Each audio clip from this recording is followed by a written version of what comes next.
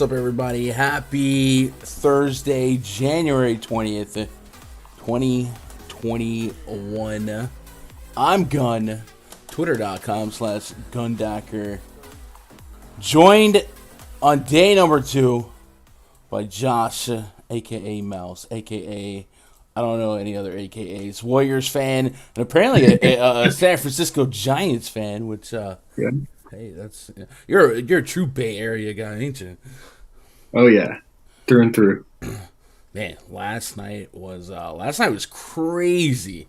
I mean, crazy. We ended up being pretty successful, pretty profitable. Looking back at some of my better hits last night, I anchored so much Robert Williams early on in the day.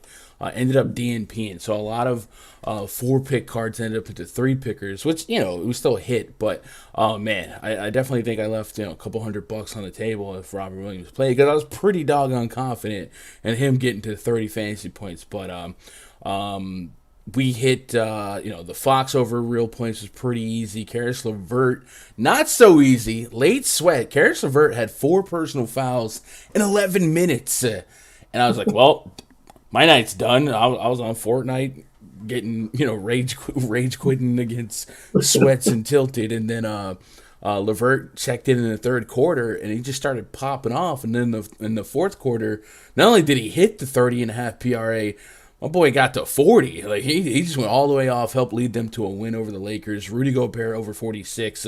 My projection was way higher than that. He didn't quite clear it with like as much ease as I thought he would, but 50.8 fantasy points. That was great. Took the Trey Lyles under 25. I was sweating that in the first half, not gonna lie. He had like 9 or something in his first run. I was like, wait a minute, Kelly Olynyk's back. Stop this madness. Kyrie hit that over 23.5 real points. I also had that at 22.5 right here, again attached to Robert Williams. So hit LaMelo under 18.5. Darius Garland over 9 assists was a slow grind. Really picked it up second half, but enough about me, man. Your night was on fire too, bro. You were flipping a lot more dough than I was last night. Yeah, I mean, it could have been a lot better, like you said, with the Robert Williams. I had 2 power play entries that all hit, except the fourth one was Robert Williams. So I was pretty bummed out about that. And yeah, I mean, it was just a crazy sweat till the end night where you felt like you weren't going to win anything. But then at the end, like Jokic decided he was going to get 0 rebounds in the first quarter. And then the overtime saves him, and he gets over the 12.5 rebounds in overtime. So that was a pretty crazy sweat for a lot of us in the Discord too. So, but I mean, it was just a weird night overall. I mean, I don't know if you saw the highlight of the Nets Wizards game where the assistant coach decides to block the ball on the pass, and you can do that, and they get away with it, and it's a turnover, right? So, and then there was just like high point totals for players that almost broke records last night. The amount of them. And then you had Embiid and Jokic going off. It was a fun night, NBA night for sure. Yeah, it was definitely a night of the overs and the late game heroics from a lot of our anchored guys. I didn't jump on the Jokic stuff, but yeah, that's what had to be crazy. From a DFS standpoint, Jokic dropped 93 fantasy points. 41 minutes, 49 points, 14 boards, 10 assists, with 4 stocks to boot.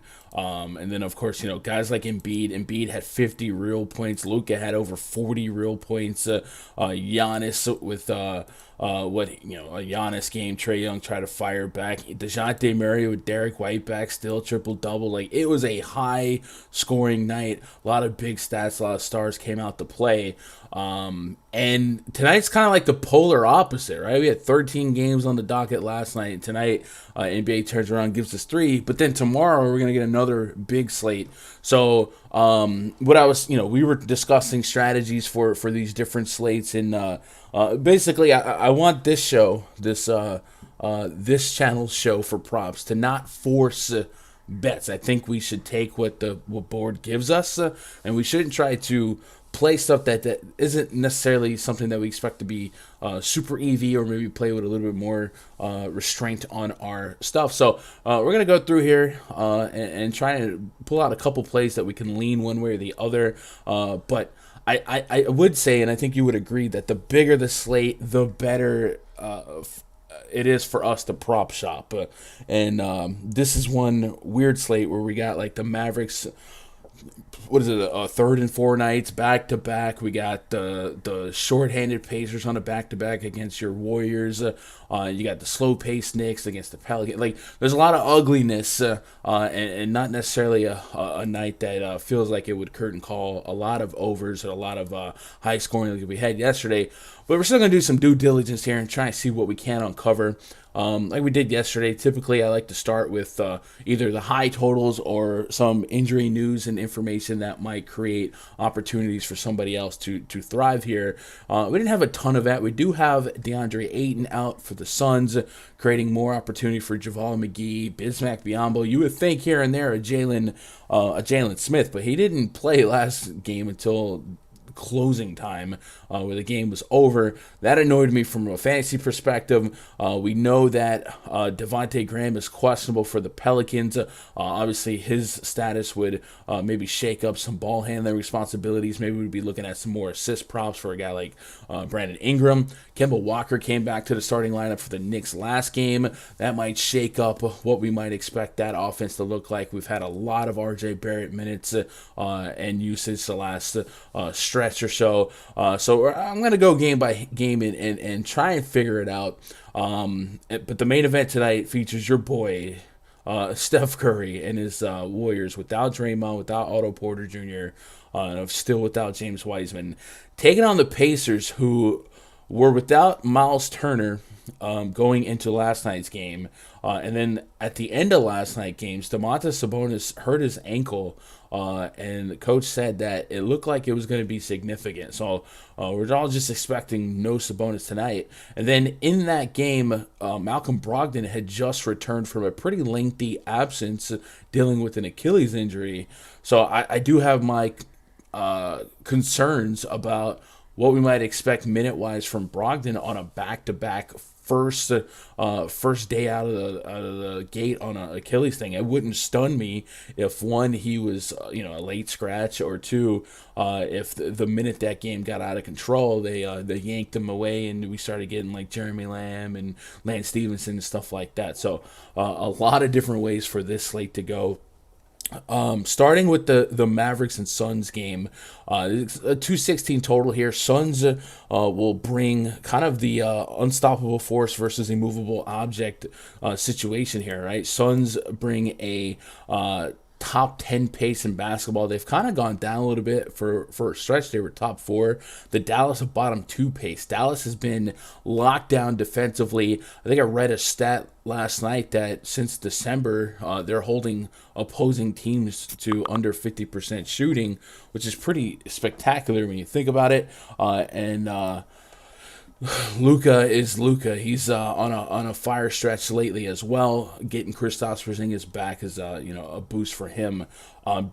The Ayton being out for the Suns has on the season increased usage for Devin Booker. If we pull up the Phoenix Suns using our NBA Wowie tool and put Booker and Chris Paul on and take off DeAndre Ayton, I think at last check Booker had like a 32% usage rate, something like that. And even in tougher perceptual matchups, such as like the Spurs in a recent game, he went out there and dropped a madness on him. He's got a 1.3 PrizePicks point per minute rate in the split without Ayton, sustaining a 32.5% usage rate. So I guess the guy that would be most interesting to look at to start things off would be Devin Booker. And if I just isolate to the Suns side of things, Devin Booker's props are at 24.5 points and 39.5 fantasy points, with 33.5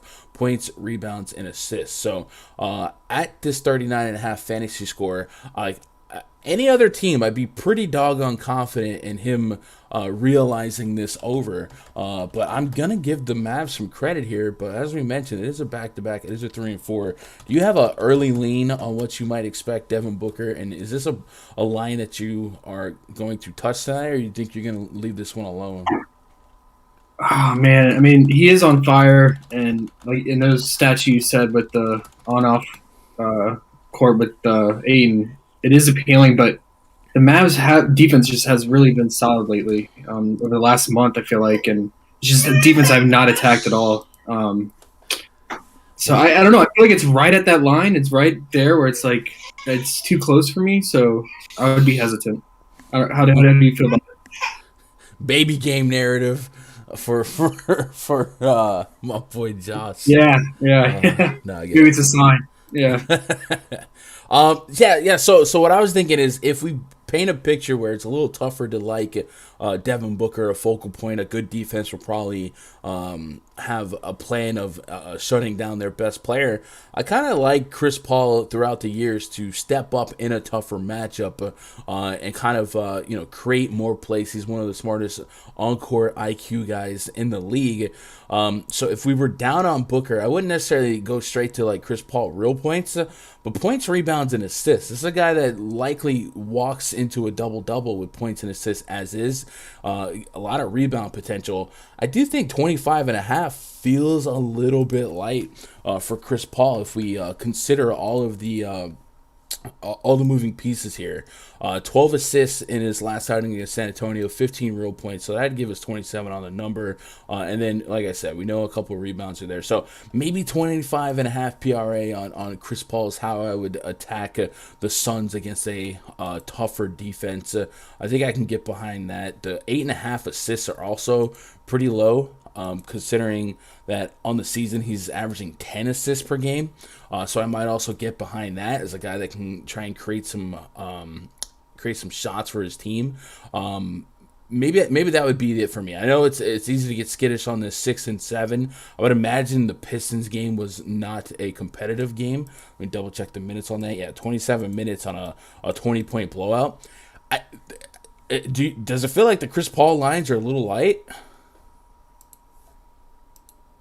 Yeah, I definitely agree with that. I like that. I like that pivot away, and if you think they focus on Booker and it's an off night for him, I think Chris Paul could get there with the points, rebound, assist. Yeah, so let me throw Chris Paul into the mix. I think he's somebody I'll attack early on. And then JaVale McGee picking up some playing time in the absence of DeAndre Ayton. He's at 19.5 points, rebounds, assists.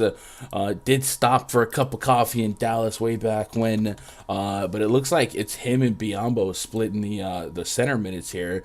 With McGee, you don't expect a lot of big minutes even without Ayton, but if he gets 20 to 24 minutes as a window, likely going to be half a rebound per minute and maybe half a point per minute. Last game out, put up 14 points and rebounds here, and we know historically McGee's somebody that can be really, really high motor, high defensive guy, and also a high block guy. They don't have a fantasy line on him, but I think that would be the line I was looking for because he gets blocks at such an elevated rate that with the PrizePicks scoring, 3 or 4 blocks will set a table for him to kind of get there in no time. But no fantasy score there. So I think Chris Paul is really the only spot I want to be at for the Suns. So looking at the Mavericks. Luka Doncic 50.5 fantasy points. Kristaps Porzingis is at 28.5 PRA. That's intriguing. Is a back-to-back. No one else kind of standing out here. I think it's a matter of Luka for me, and we're looking at DFS at 16.5 PRA. The Suns do bring a little bit of a pace-up spot, so a couple more implied possessions. And I got Dorian Finney-Smith in my early minute projections second to only Luka in terms of minutes played. So maybe that's enough minutes to fall into some PRA, but he's such a low volume, low usage guy. That's not something I would hitch my wagon on. I probably would not get to much here unless I was thinking about a couple of unders on Luka. 9 rebounds seems like a line I wouldn't hate flipping a coin on an under on. But he's such a good player that I don't like to bet unders point blank. But I definitely don't like to bet unders on really, really big upside guys. So I don't have anything that stood out or stands out to me on the Mavs. Did you have one that you might lean on? Yeah, so going back to your comment on McGee, yeah, he gets the blocks, but he at this stage of his career, I mean, or actually traditionally has not been a good defender, right? And he gives it up to bigs. I mean, I think Jakob Poeltl had almost 60 fantasy points that last game out, and I could see Porzingis, hitting that 18.5 point total or the 28.5 point rebound assist. The only thing I'm hesitant on is just the back-to-back. I don't know. He was out for some time a week ago, so I don't know how they handle it. Does he play less than 30 minutes? I don't know what your projections have him at right now, minute-wise. I put him at 30 right now. 30, okay. Yeah, I mean, I like it. I could roll the dice on the point total, I feel like. Just because it's McGee. And his last back-to-back was December 12th and December 13th against the Charlotte Hornets. But yeah, I'm completely with you on the scariness on a back-to-back. He doesn't have a lot of back-to-backs logged this season. So hopefully, if they were going to okie doke us, they give us that information pretty quickly. It is the first game at official lock. Yeah, that's nice. Yeah. If he was out, there's really not much to do behind him. You might get a Marquise Chris minutes, but I don't know that we'd get lines for that on PrizePicks. Knicks and the Pelicans. This game's probably the most intriguing game on the slate, where we're dealing with a decent chunk of predictive value on both teams and not overly concerned about rest status. The Pelicans are just 4-point dogs here. Devontae Graham being the most notable piece of news to watch for this game. If I pull up the Pelicans injury news and notes, he's got a Q tag on him due to left ankle soreness. So if they decide to take a night off for Devontae Graham, you might see more ball handling responsibilities for a guy like Brandon Ingram. Josh Hart, of course, a big peripheral getter, just becomes that safer of a floor. And maybe a guy like NAW slides into a lineup or two where he's also doing some facilitation. So I think I'm going to anticipate Devontae being in before he's rolled out, and just kind of shop what we're working with now. Brandon Ingram being the most interesting piece for me in terms of guys that I know will lead the team in usage, and then Jonas Valanciunas. Thinking about the Knicks, how slow paced they are, and how big their front court can be with Mitchell Robinson, Julius Randle, and lately Taj Gibson getting a little bit more run. I guess I'll look at those two lines first. Did you have any early looks at Pelicans and Knicks? Maybe starting with the Pelican side. Yeah, so I already liked Herbert Jones if Graham played. But if Graham doesn't play, I wonder.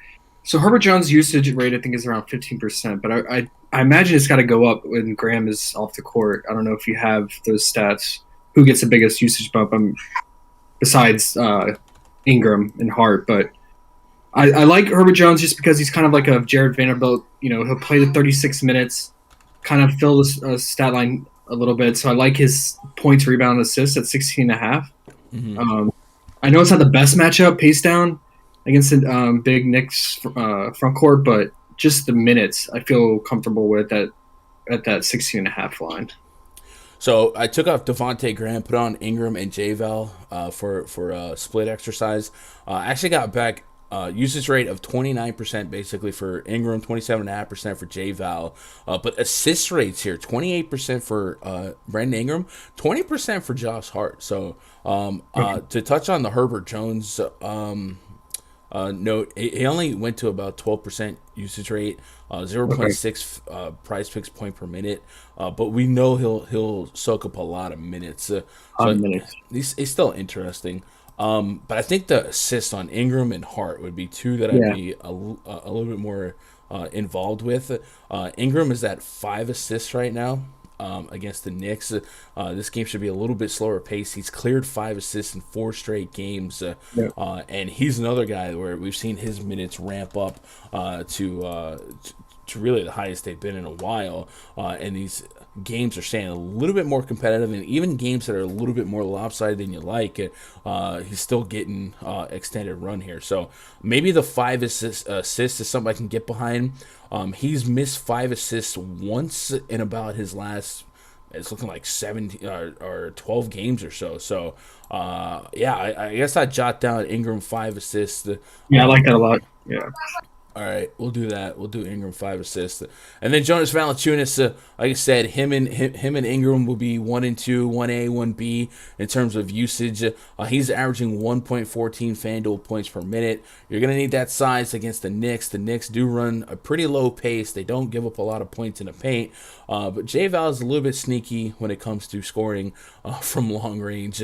I think, looking at these lines for J-Val, 16.5 real points, 11 rebounds, 39.5 fantasy points, and 29.5 PRA.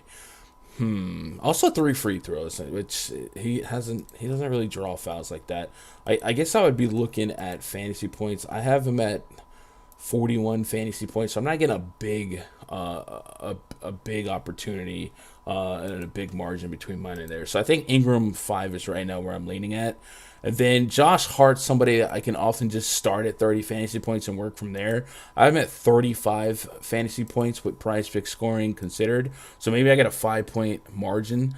He's cleared 30.5 in 3 of his last 4 games. And as we said, without Devontae Graham, he might be a little safer to get there. But I think the only one I feel good about right now is Ingram 5 assists. Let's move on to the Knicks side real quick. Like I said, last game, Kemba Walker came back and was slotted into that starting lineup, which we do worry about long term whether or not his involvement will take away from Randall's ceiling. Last game, Randall still was a pretty viable fantasy play, and we know his minutes are going to be there no matter what. 38 minutes in that last game. Evan Fournier had a spike game, 37 minutes for him, but Kemba as a starter, 29 minutes. So a little less overlap between him and Alec Burks now. Alec Burks went to the bench, did some ball handling off that second unit. And it's also notable that Mitchell Robinson fouled out in 20 minutes. So you might get a few less minutes for Taj Gibson. He played 24 last game. And maybe a few less for... Really, I don't see who else would have benefited. It looks like Julius Randle just closed as the 5 here. So looking at what's on the board for the Knicks, Julius Randle, 18.5 real points, 8.5 rebounds, 4.5 assists, and a 41.5 fantasy score. I think that 41.5 is really intriguing because I have almost 50 fantasy points with PrizePicks scoring considered. The New Orleans Pelicans are such a bad defense, 112.4 points per 100 possessions. I think it's a really strong spot for anyone, especially someone that is likely to play 37, 38 minutes. So I think Randle over 41.5 fantasy points is one that I want to pencil down here. Looking at RJ Barrett, like I said, he's on a real big stretch of positive games where he's putting up a lot of real points, 17, 18, 26, 32, 31, and much like Julius Randle, he's playing a lot of big minutes, and anyone that's going to get minutes against a bottom 5 defense is definitely chipping a chair territory to kind of get him where we need to be. His real point line is 18.5, so that's right on the nose of what about what he's been doing, so I don't mind getting to that. I think I feel a little bit better about Randall's fantasy points. I don't think I ever want to put money on Evan Fournier. Mitchell Robinson is somewhat intriguing. Like I said, there might be buyer's remorse or people that are game log watching and not really realizing that he fouled out. But 7.5 rebounds and 25.5 fantasy points are both pretty low for a guy that can generate a lot of per minute stats in those categories. It just don't feel great about his minutes.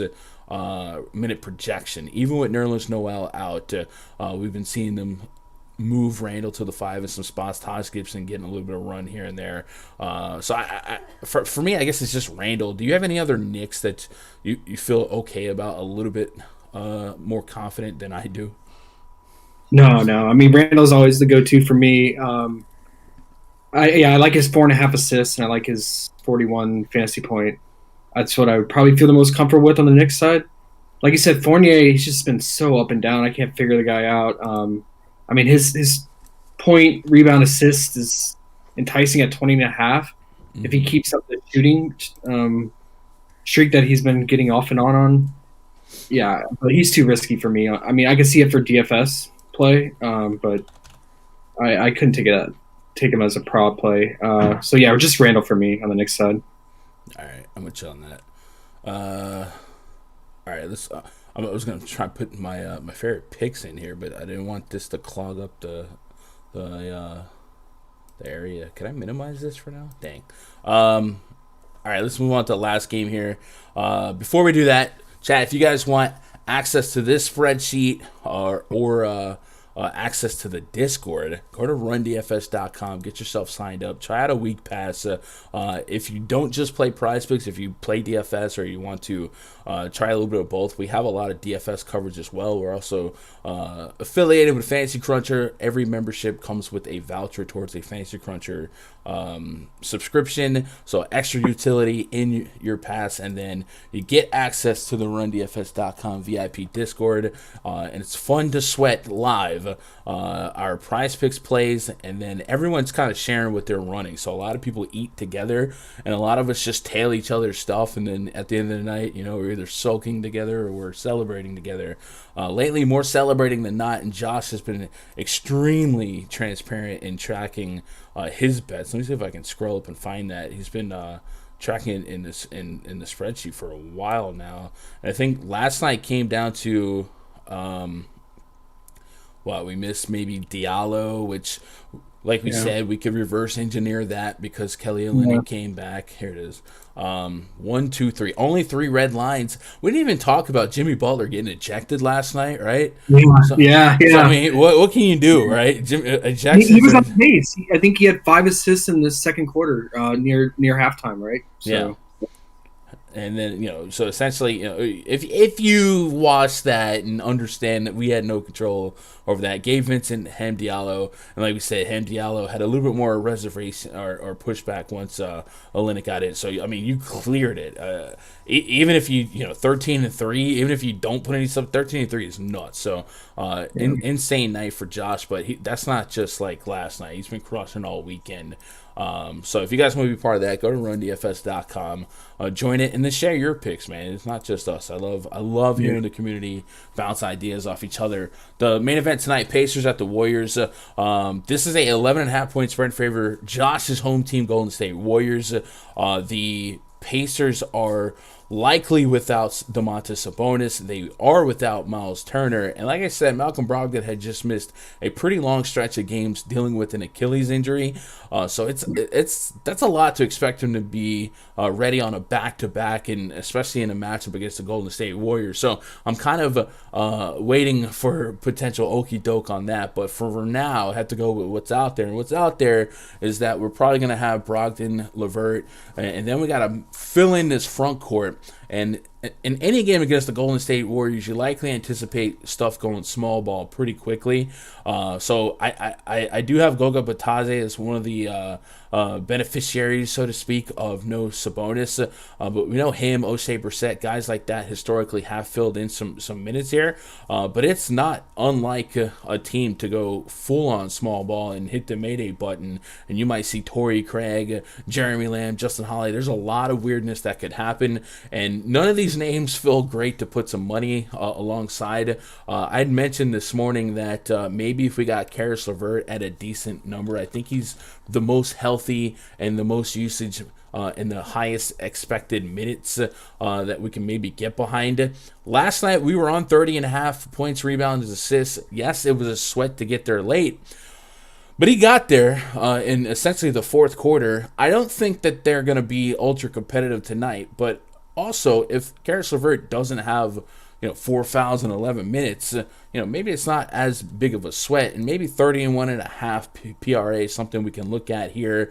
Or maybe we start thinking about how do you try to keep competitive with the Warriors, and if you go down 15 points to the Warriors, pretty soon you're just going to start chucking threes. And Karis LeVert, 6 threes in his last couple games. There's an interesting 3-point prop on LeVert, which is 1.5. So him nailing 2 threes is interesting. 31.5 points, rebounds, assists is interesting. 4.5 assists is interesting if we had the no Brogdon news. I think I really want to get into something on LeVert. It's probably going to be the 1.5 threes. It should be noted that Sabonis not only represents a center that you have to replace, but he represents 20, 19, 7, almost 20 real points a game, double-digit shot attempts per game, and plenty of peripherals, including assists. So if you're going to compensate for that, even if you can't full replace it, I think Karis LeVert's your best player on the court to try and make that happen. What say you, Josh? Is LeVert the apple of your eye of any of these Pacers props? Do you have an early look on someone else? They only give us Justin Holiday and LeVert from this far out, so maybe they suspect Brogdon to not be a full bore go either. Yeah, I was just about to say that. I'm only seeing Holiday and LeVert props so far, so maybe they're waiting on that, and maybe they'll add in more once we get the Brogdon news, if we get it, because this is the last game of the night, right? Yeah. Yeah, so I don't know. I mean, I guess I would, if that's all we're offered, I would go with LeVert for the point rebound assist prop, just because he fills those stat lines, and Warriors rebounding has been struggling lately without Draymond. So I feel pretty good about the point rebound assist on him. All right, 31.5. Yeah, I think I'll co-sign that. So, yeah. But also 1.5 threes, I would also probably sprinkle in there, Yeah, for sure. And I think that's a good point. Even though the Warriors are very notorious this season for their defense, Draymond Green's a massive part of that. And when he's not on the court, they do take a pretty significant step backwards. Kuminga is good in his own right. And I think against this short staff, less than replacement player level team that the Pacers might be rolling out there today, it's still not Draymond Green. So I agree. A couple more rebounds to boot. And then finally, the Warriors side, we put Klay Thompson on the cover. 14.5 points is his prop, 2.5 assists, 26.5 fantasy score, 21.5 PRA with 2.5 3-pointers made. It seemed like reading in the Discord earlier, Klay Thompson had maybe a line that you want to knock on the door of. What sticks out to you about Klay and anything else for the Warriors? Klay's my favorite props of the night. I mean, I like all 3 of the 21.5 point rebound assists and the 2.5 assists and the 2.5 3 points made. Mm-hmm. I really like the assists props and the point rebound assists because he's kind of taken on this new role coming back from injury. The Warriors need him to be a ball handler and kind of on point and run the offense, especially when he runs the second unit. I saw a stat line where he's like almost 48%. Well, before his injury, he was 48% of his shots were catch and shoot. Right. This year, it's down to 39%, and he's handling the ball over 6 seconds, which he never did in the past. Yeah. He's notorious for just spot shooter, 3-and-D wing. So he really is trying to go back to his Santa Margarita high school days of running point guard, which he talked about. He's really passionate about, and so I think you're going to see him distribute it more. His shots maybe could go down a little bit, but I think he's starting to drive more and dish it out. So I really like those props for him, and he's playing garbage time because Kerr wants him to keep up with conditioning, keep up with practice, stay fresh. So you're still going to get garbage on. If you think this game's going to blow out, Klay is safe, unlike people like Wiggins who are going to go straight to the bench and not play the fourth if it's a blowout. Although I do like Wiggins, if you think it can stay close and if Brogdon plays, I do like Wiggins at 15.5 real points. He's just been aggressive, and he's going to get even more shot opportunities with Otto out. Otto, does take a lot of threes and shots. So, I like Wiggins there as the other Warrior prop. So those 4 props for the Warriors I like the most. Yeah, I like the Klay. The Klay spot. 22 minutes. These guys that are trying to get their conditioning on point.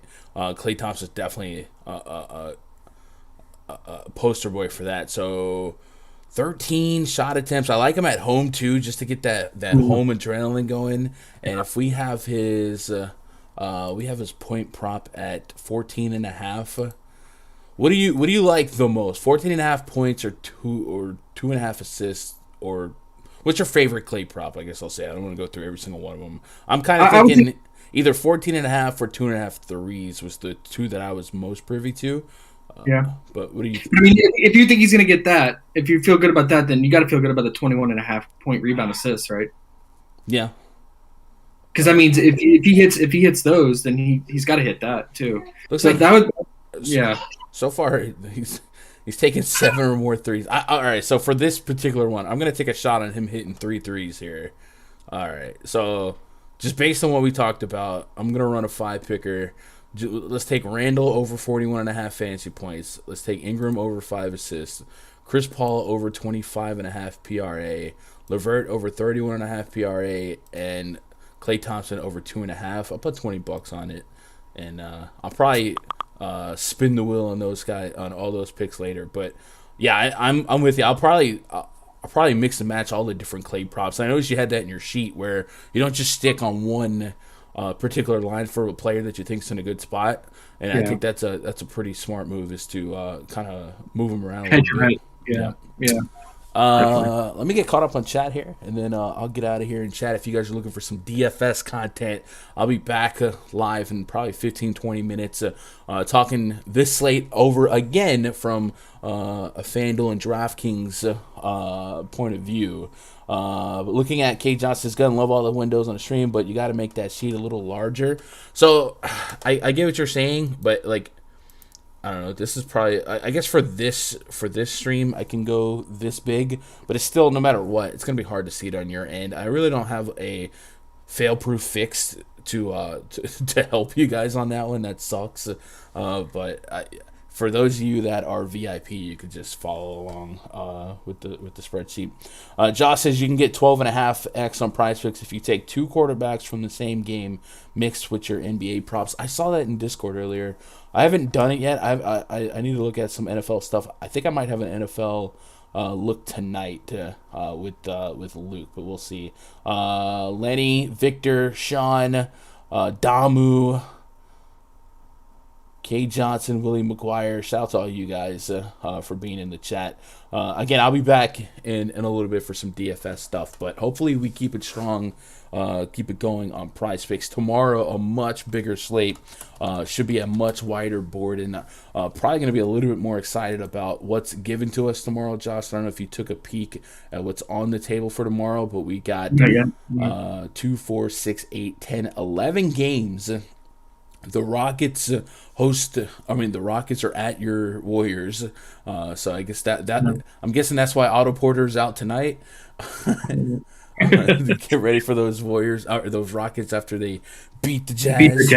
Yeah. Lakers, Magic, Thunder, Hornets, Clippers, Sixers, Trailblazers, Celtics, Heat, Hawks, Raptors, Wizards, Bulls, Bucks, Nets, Spurs, Pistons at the Jazz, and Grizzlies at the Nuggets, and of course Jazz still without Donovan Mitchell probably. So lot to attack tomorrow. So we'll be back at it tomorrow, chat. Like I said, get into that Discord, and then as more news happens, which it always does, we'll be able to adjust on the fly and kind of create cards that would reflect what the news is benefiting or not benefiting, man. That's it. Josh, any hot takes for the people before we get out of here? Huh? No, I think I covered it. Just I like the Clay props. That's pretty much it. I mean, it's a tough slate. It's definitely tough. Yeah. All right. Well, I guess that's going to do it for us, chat. I'll see you guys in a little bit. I appreciate you guys. Good luck. God bless. And go win some money.